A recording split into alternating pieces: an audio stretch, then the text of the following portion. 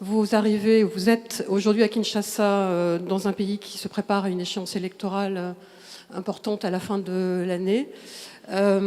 Craignez-vous, comme un de vos ministres des Affaires étrangères a pu le formuler dans le passé, qu'il y ait de nouveaux compromis à l'africaine pour la prochaine élection à venir, comme cela avait été formulé lors de l'annonce de la victoire de M. Tshisekedi? Je voulais réagir par rapport à cette question sur le compromis à l'africaine, enfin ce petit commentaire, pour dire que, voyez-vous, madame, c'est justement ça qui doit changer dans nos rapports avec la France en particulier, mais l'Europe en général, l'Occident. Votre façon de voir les choses lorsqu'elles se passent en Afrique. Quand il y a des irrégularités aux élections américaines, on ne parle pas de compromis à l'américaine. Lorsqu'en France, il y a plusieurs années maintenant, lors des années Chirac, il y a eu un scandale sur des électeurs décédés qu'on a fait voter, on ne parlait pas de compromis à la française. Je crois qu'il doit y avoir du respect dans la considération que nous avons les uns envers les autres. Nous n'avons aucunement l'intention de galvauder l'opinion de nos électeurs. Le processus électoral est entamé. Nous avons tiré suffisamment la sonnette d'alarme pour dire que s'il y a risque de dérapage, ce n'est pas à cause des autorités du pays ni des responsables de la CENI, c'est simplement dû au fait que nous sommes un pays agressé par le Rwanda, l'agression à laquelle d'ailleurs a fait suite un déplacement massif de population, d'électeurs, qui pouvaient être en ce moment en train d'être enrôlés, mais qui malheureusement ne peuvent pas à cause du fait qu'ils sont loin de leur base. Et à cause de cela, nous risquons de prendre du retard dans l'enrôlement.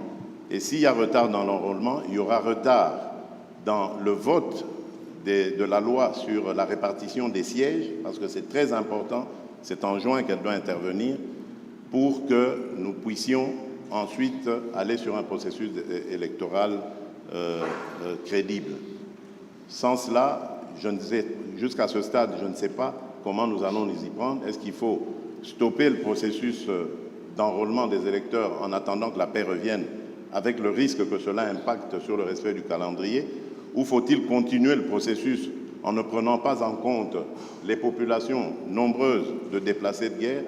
C'est ça qui peut poser problème. Et si demain, nous allons aux élections dans des conditions difficiles, vous parlerez de compromis à l'africaine, alors qu'aujourd'hui, ces mêmes Africains sont en train d'attirer votre attention sur cette ignoble et injuste agression due au fait du Rwanda, et demandons même des sanctions, personne n'en parle. Voilà ce que je voulais apporter comme précision pour dire, ça aussi, ça doit changer dans la manière de coopérer avec la France et l'Europe. Regardez-nous autrement, en nous respectant, en nous considérant comme de vrais partenaires, et non pas toujours avec un regard paternaliste, avec l'idée de toujours savoir ce qu'il faut pour nous et non pas pour...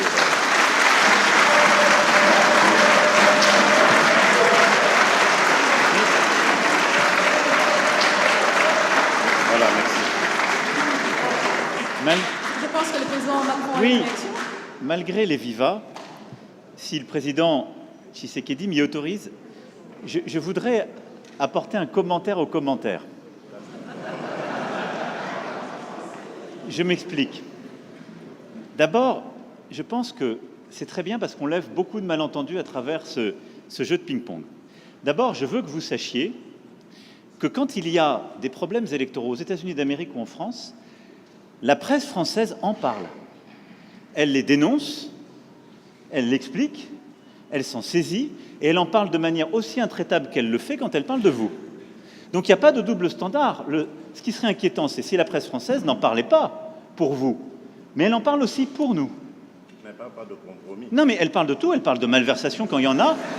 Elle parle beaucoup plus, elle va beaucoup plus loin, il n'y a pas de sujet. Elle essaie de dire la vérité, c'est le travail d'une presse indépendante.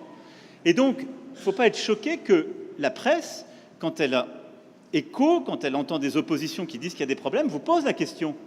Ce serait un double standard si elle disait on est en Afrique, donc on ne pose même pas la question, ce n'est pas un sujet. Non, elle pose la question, mais elle le fait aussi chez nous. Chez nous. Et il se trouve que chez nous, quand il y a des malversations politiques, je ne voudrais pas que des malentendus s'installent, y compris quand on fait référence au président Chirac, il y a des procès qui sont faits.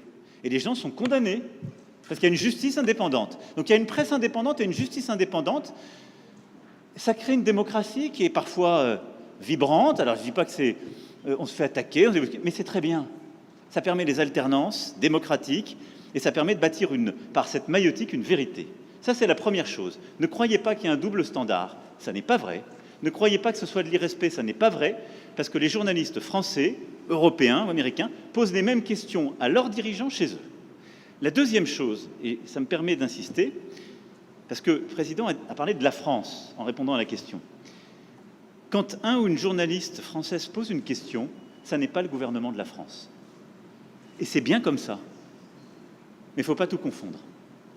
Non, parce que non, mais c'est pas une position de la France. Je faisais allusion. Parce qu'il n'y a pas de, il y a plus, il y en a eu. Je faisais allusion au propos de Le Drian. Lui, il est officiel français. Oui, mais le compromis à l'africaine, c'est Le Drian, c'est pas la journaliste. C'est exact, mais ce compromis.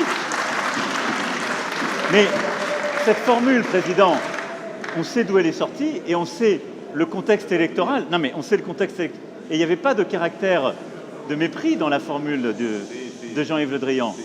À Nairobi, d'ailleurs, grâce à toi, on a pu s'expliquer avec lui. Et la France a beaucoup œuvré, vous le savez ô combien, pour qu'il y ait alors une alternance, qui n'aurait pas été à ce moment-là un mécanisme spontané. Je ferme cette parenthèse, mais je voulais faire cette précision. Pardon.